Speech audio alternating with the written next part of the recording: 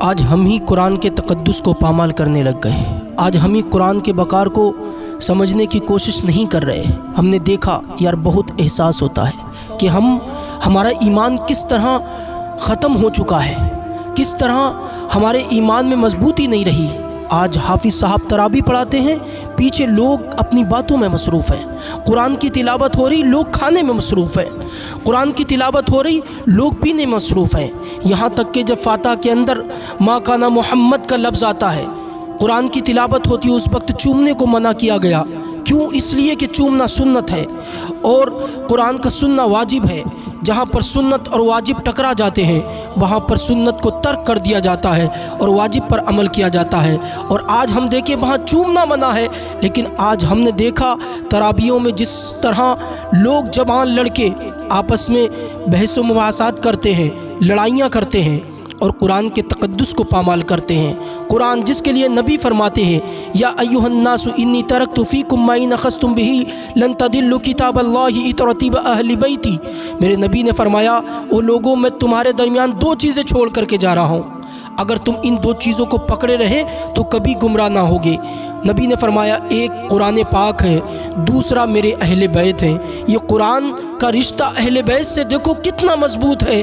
حسین کا سر تن سے جدا ہے، سر تن سے جدا ہے، تلوار کی نوک میں میرے حسین کا سر ہے، لیکن اس وقت بھی میرے حسین کے ہونٹوں سے ایک آواز آ رہی تھی۔ یہ آواز نہیں آ رہی تھی کہ میرے بچوں کی سلامتی فرمائے خدا، یہ آواز نہیں آ رہی تھی کہ میری بہن کی حفاظت فرما، بلکہ ایک آواز آ رہی تھی۔ کیا آواز تھی؟ الرحمن علم القرآن، یعنی قرآن کی آواز آ رہی تھی۔ اور آج ہم دیکھتے ہیں تراویحوں کے اندر قرآن کی تلاوت ہوتی ہے، اس وقت لوگ کیسے اپنی باتوں میں مصروف ہوتے ہیں۔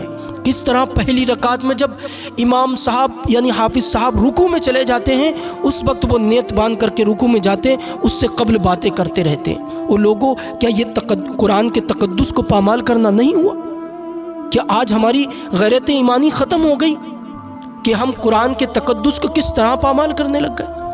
ہم بھول گئے اس قرآن کے لیے ہی حسین نے اپنے آپ کو کربلا کے اندر شہید کروایا، اپنے بچوں کو قربان کرایا، صرف اس قرآن کے لیے، اس قرآن کی حفاظت کے لیے۔